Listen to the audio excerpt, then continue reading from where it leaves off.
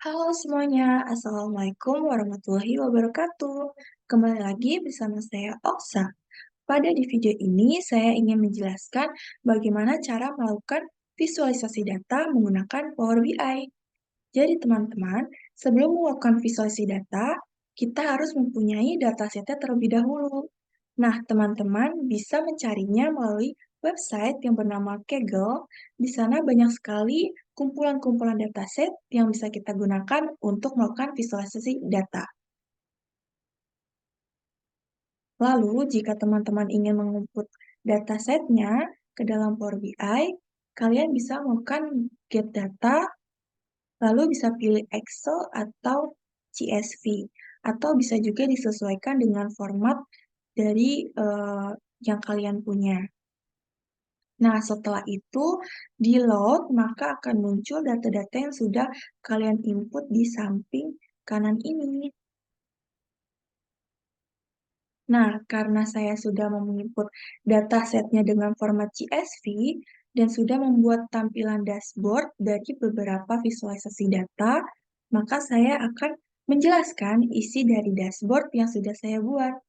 Di sini saya menggunakan dataset supermarket sales yang memiliki 3 tabel, yaitu tabel customer, lalu ada tabel invoice, dan yang ketiga itu ada tabel product. Nah, untuk tabel customer berisi kolom customer type dan gender. Lalu di tabel invoice ada kolom invoice ID, branch, city, date, time, payment, dan rating. Lalu di tabel produk itu ada product line, unit price, quantity, tax 5%, total, COGS, gross margin percentage, dan gross income. Nah, setelah saya melihat isi data dari 3 tabel tersebut, saya menentukan 7 visualisasi data. Yang pertama itu adalah total sales atau total penjualan. Nah, di sini saya menggunakan data dari tabel produk dengan kolom total, yang ini. Nah, setelah di measure itu, kolom total itu di summarize. Jadi menghasilkan total keseluruhan dari penjualan pada supermarket, yaitu sebesar 322.966. Nah, untuk menampilkan analisis visualnya, di sini saya menggunakan card. Lalu, untuk visualisasi yang kedua adalah total invoice. Nah, pada total invoice, di sini saya menggunakan data dari tabel invoice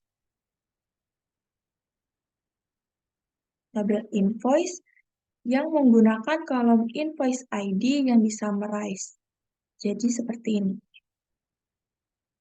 Oh, maksud saya kolom invoice ID yang di-count. Jadi menghasilkan total keseluruhan pesanan pada supermarket, yaitu sebesar 1000 invoice. Namun di sini kita juga bisa melihat dan memfilter total pemesanan berdasarkan bulan atau cabang, atau bisa bulan dan cabang juga. Nah, saya kasih contoh di sini, kita ingin melihat berapa jumlah pemesanan di cabang A pada bulan Januari. Oke, jadi pada cabang A di bulan Januari, nah, maka akan terlihat total pemesanan tersebut sebesar 119 invoice atau pemesanan. Nah, contoh lainnya, jika saya ingin memilih cabang C pada bulan Februari, nah itu terdapat 100 total invoice atau pemesanan. Seperti itu.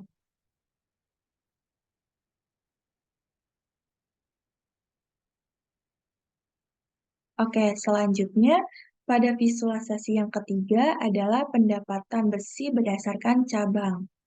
Nah, untuk mencari visualisasi ini, saya menggunakan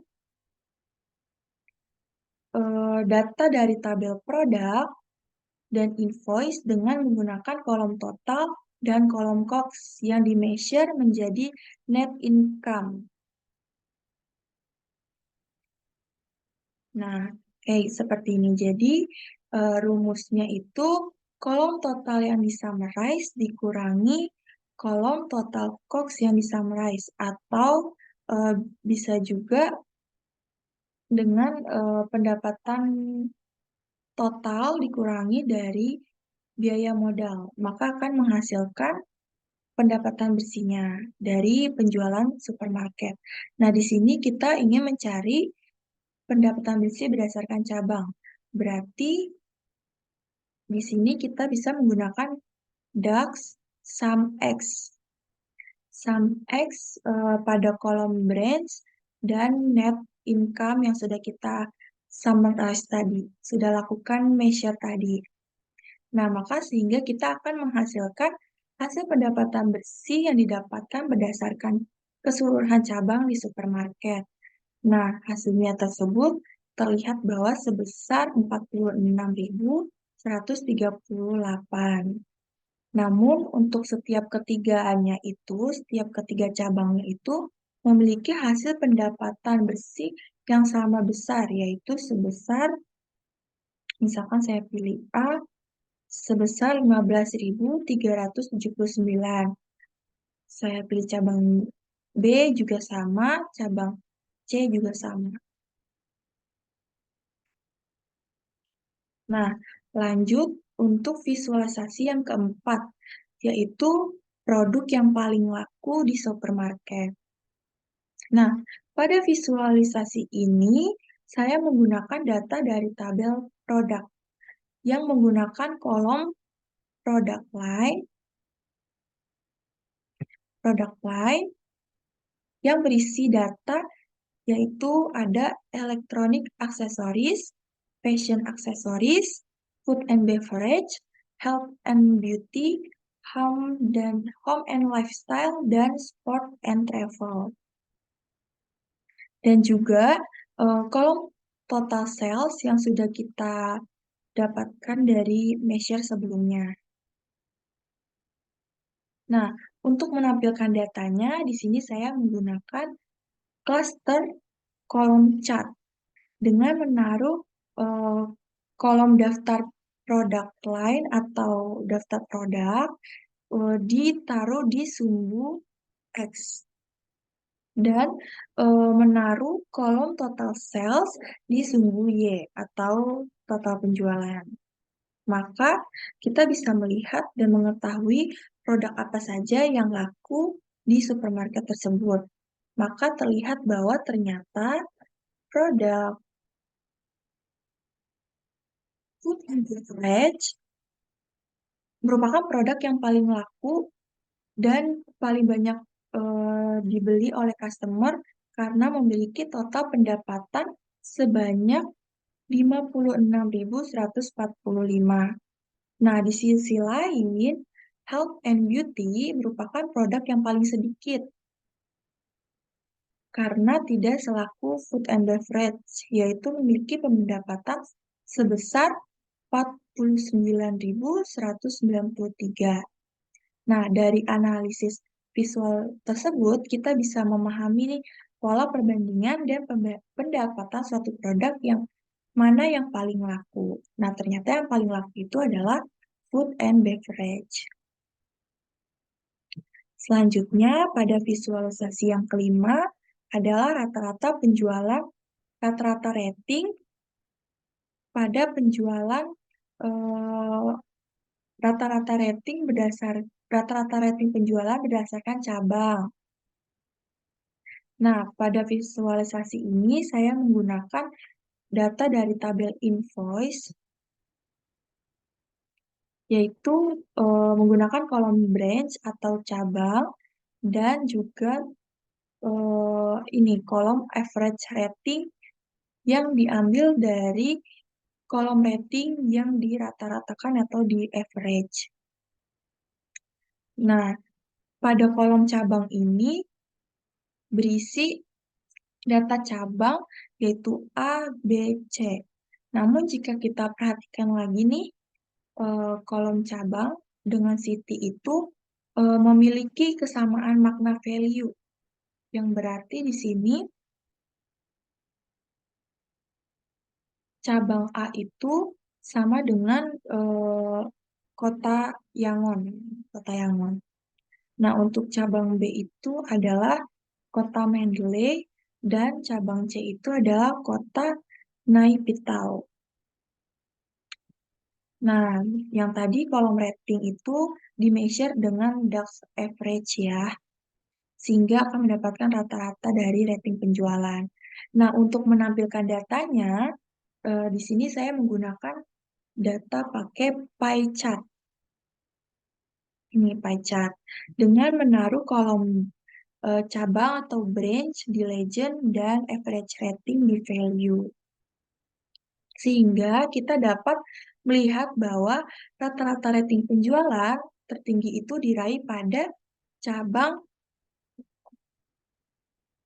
C, yaitu sebesar 33,81%.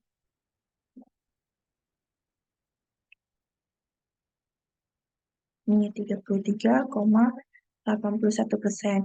Nah, sedangkan cabang A di kota Yangon, terus cabang B di kota Mandalay itu memiliki rata-rata rating penjualan yang sama, yaitu sebesar 32,59%. Namun, jika kita lihat nih berdasarkan bulan Maret,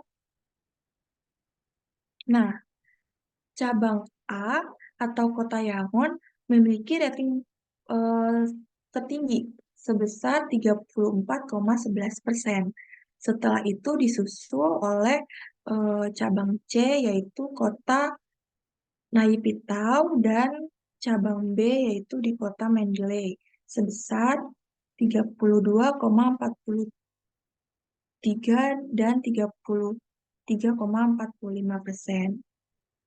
Nah, meskipun cabang C secara umum memiliki rata-rata tertinggi, akan tetapi di cabang A itu dia memiliki eh, cabang yang paling tertinggi di bulan Maret, yang paling sukses.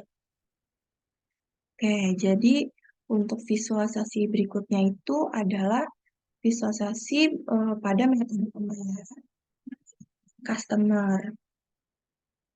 Ini. Nah, pada visualisasi ini saya menggunakan tabel invoice menggunakan kolom payment. Nah, ini dia. Nah, di kolom payment ini terdiri dari data cash, e-wallet, dan credit card. Lalu untuk mendapatkan hasil dari data masing-masingnya itu saya lakukan measure menjadi 3 bagian, yaitu ada payment, saya buat measure, yang pertama itu ada payment percentage cash dengan melakukan divide control dari invoice, terus difilter pada tabel invoice kolom payment dengan memilih value yaitu cash, lalu di control table invoice. Nah, lakukan dengan rumus yang sama juga pada e-wallet, e-wallet dan credit card. Hanya saja diubah pada value yang dituju. Jika kita mau mencari e-wallet, berarti ininya kita ubah menjadi e-wallet. Seperti itu. Nah, untuk menampilkan datanya, di sini saya menggunakan stack kolom card dengan menaruh kolom payment e-wallet, credit card, cash, itu ada di sumbu Y. Sehingga kita dapat melihat perbandingan dari metode payment yang digunakan oleh customer. Nah, dari 3 metode payment itu, terlihat bahwa ternyata eh, cash,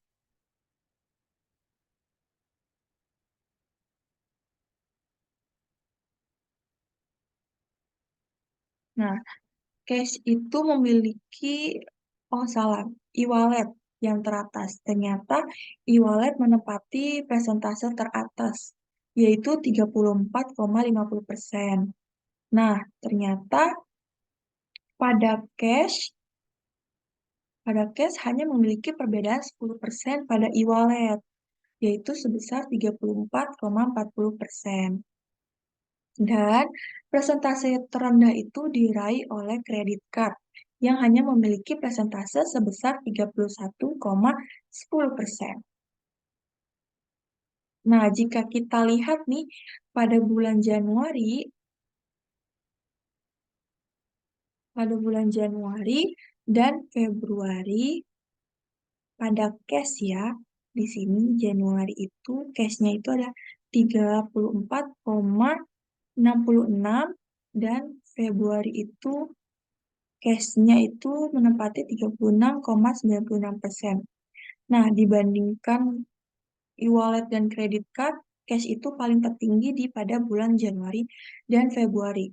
Namun, pada bulan Maret ternyata terjadi kenaikan yang signifikan nih pada e-wallet, yaitu memiliki kenaikan persentase sebesar 36,81%. Nah, dari analisis tersebut, visualisasi tersebut, kita dapat melihat gambaran bahwa preferensi customer terhadap metode pembayaran yang digunakan oleh customer itu berubah dari waktu ke waktu, sehingga peningkatan penggunaan e-wallet tersebut dapat menjadi titik fokus strategi pengembangan layanan pembayaran agar lebih mendukung tren perubahan preferensi customer. Lalu untuk visualisasi yang terakhir nih, atau visualisasi yang ketujuh, itu adalah perbandingan customer berdasarkan gender. Nah, pada visualisasi ini saya menggunakan data dari tabel customer pada kolom gender. Ini perbandingan customer berdasarkan gender, itu saya menggunakan tabel customer pada kolom gender. Nah, di sini untuk saya mendapatkan hasil data dari masing-masing gender, karena di kolom gender itu terdapat data female dan male. Jadi saya melakukan controls di tabel gender dengan memfilter gender female jika kita ingin melihat total female, atau jika kita mau mencari total male, kita bisa controls filter pada male seperti ini. Nah, jadi hanya diubah pada value yang akan kita tuju. Nah, untuk menampilkan datanya, saya menggunakan donut chart dengan menaruh total female dan total male di values.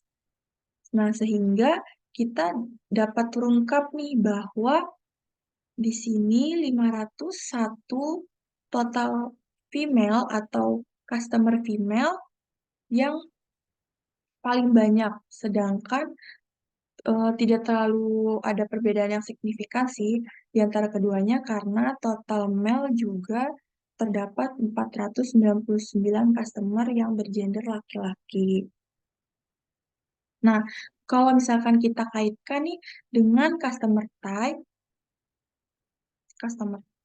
yang ini. Nah, customer type itu ada dua, yaitu ada member dan normal. Jika kita pilih member, di sini kita pilih member, maka akan terlihat bahwa customer yang bergender perempuan itu lebih banyak, lebih senang menjadi customer member yang memiliki data sebesar 261 customer perempuan. Nah, sedangkan jika kita pilih normal di sini, terlihat bahwa yang paling banyak itu customer bergender laki-laki, yaitu dengan sebesar 296 customer yang bergender laki-laki. Nah, di sini menunjukkan bahwa ternyata mayoritas customer perempuan lebih tertarik untuk mendapatkan keuntungan dan keistimewaan yang diberikan oleh status member. Sedangkan untuk customer bergender laki-laki itu menandakan bahwa mayoritas customer laki-laki lebih memilih menjalani pengalaman pembelian tanpa member khusus, seperti itu. Nah, jadi seperti itu hasil dari dashboard yang udah saya buat. Terdapat 7 contoh visualisasi datanya. Yang pertama itu tadi ada total penjualan atau total sales, lalu yang kedua ada total invoice, lalu yang ketiga ada pendapatan bersih berdasarkan cabang, terus ada produk yang paling laku di supermarket, dan ada rata-rata rating berdasarkan cabang, metode pembayaran yang digunakan oleh customer, dan perbandingan customer berdasarkan gender. Nah, semoga yang nonton video ini bisa dapat memahami dan mendapatkan gambaran terkait bagaimana cara melakukan visualisasi data menggunakan Power BI. Mungkin segitu dulu penjelasan dari saya. Semoga bisa bermanfaat bagi semuanya yang menonton. Terima kasih. Jangan lupa like, comment, dan subscribe. See you the next video.